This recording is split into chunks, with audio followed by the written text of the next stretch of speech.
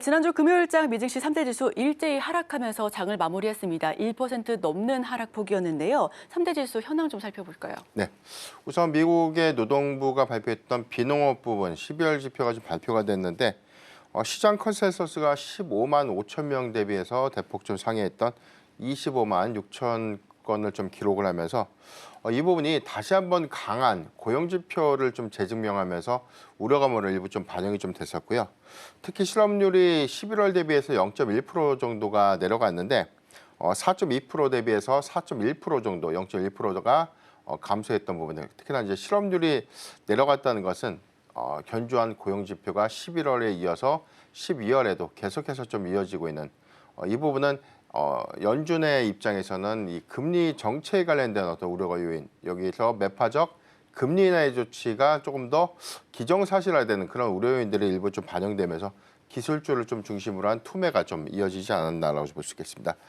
강한 고용 지표가 1월에 FOMC의 금리 인하 기대치를 굉장히 좀 낮춰졌다는 점, 이 부분은 금리 인하의 가능성들이 점진적으로 좀 쇠퇴한 그런 영향으로 좀 작용을 했었고, 최근 11월부터 이어졌던 이 인플레이션 지표가 시장의 전망치보다 좀 상회했던 흐름들, 다만 좀 11월 PCE 지표가 좀 내려갔던 점들을 안도할 수 있었던 상황이었는데, 고용 시장이 좀 강했고 이번 주에 또 PPI, CPI 발표가 좀 예정되어 있기 때문에 해당된 지표가 다시 한번 재차 상승하거나 시장의 전망치를 웃도는 그런 지표가 좀 발표가 좀 된다면 금리 인하가 아닌 금리 동결의 가능성들이 좀 더 이어질 수 있다는 그런 부분들은 미국 증시에 좀 상당한 좀 부담으로 좀 작용하지 않을까라고 좀 판단되고 있습니다. 네, 우선 지난주 금요일장 미증시 하락의 충격은 고용이 있었습니다. 예상보다 강한 고용에 연준으로 하여금 굳이 금리를 인할 필요가 있을까 하는 그런 의구심을 보여준 건데요. 우선 이와 관련해서 저희와 계속해서 이야기를 나눠 가보시면 좋을 것 같고요. 방금 말씀해 주신 CPI 그리고 PPI 이야기를 해보겠습니다.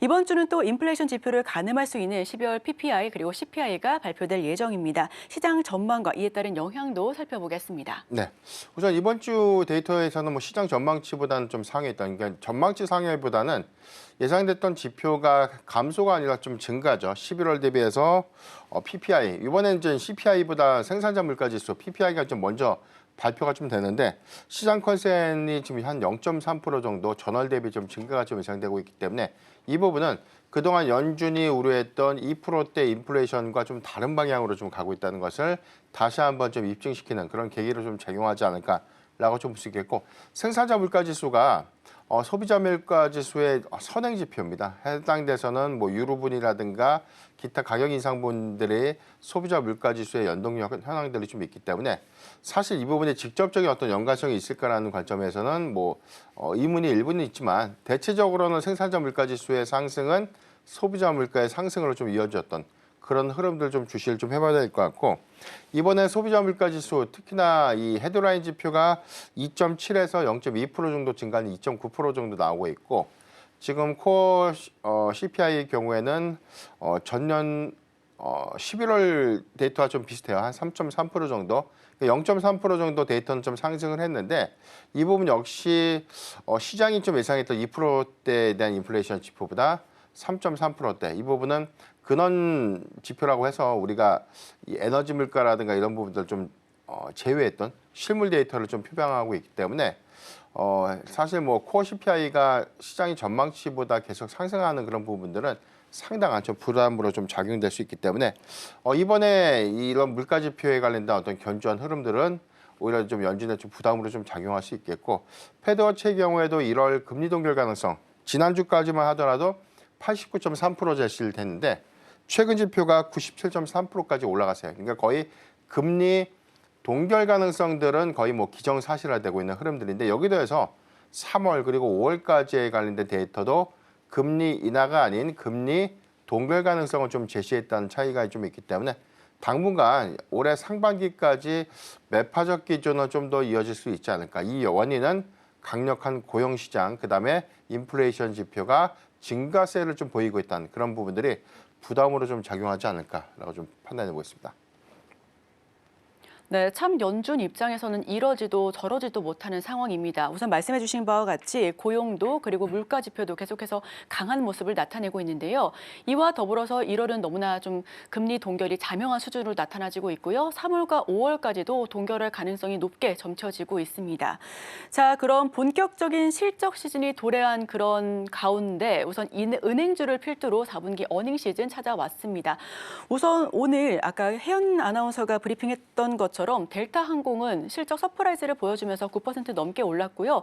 많은 투자자분들도 나름대로 좀 선방할 수 있겠다 하는 그런 가능성이 높은 기업들 많이 점치고 있는데 대표님 같은 경우는 이번 실적 전망 어떻게 보시고 계실까요? 데이터 지표에서는 우리가 3분기에서 4분기 대표, 특히나 GDP 성장률 같은 부분들을 전체적으로 고용 시장도 강한 흐름들 이런 부분들 보면 미국 경제 지표는 약세가 아니라 사실 긍정적으로 좀 봐야 되지 않을까. 그러니까 이 부분은 4분기 실적 추정치를 상향시킬 수 있는 계기로 좀 작용하지 않을까라고 볼 수 있겠고, 블룸버그 통신이 좀 전망했던 S&P 500 지수의 평균적인 4분기 주당 EPS를 전년 동기 대비해서는 한 7.3% 정도 증가를 좀 예상했습니다. 이 부분은 이익 지표가 작년에 비해서 견조한 흐름들을 올해 4분기에도 좀 반영을 할 수 있겠고, 팩트셋이 좀 전망했던 데이터는 특히나 이제 은행, 투자사들에 대한 이 순이익 지표가 상향될 수 있는 부분에, 그리고 전년 동기 대비해서 성장률을 39.5% 정도, 평균적으로 한 39.5포인트 정도 성장률을 좀 보이고 있다. 이런 부분들이 긍정적인 어떤 데이터로 좀 이어질 수 있기 때문에 이번 주 실적 발표라는 JP모건이라든가 시티그룹, 그다음에 블랙록을 좀 시작으로 보면 해당되는 EPS의 상향 부분대로 우리가 좀 주시를 좀 해봐야 될 것 같고, 다음 주에 또 이어지는 실적 발표는 넷플릭스라든가 P&G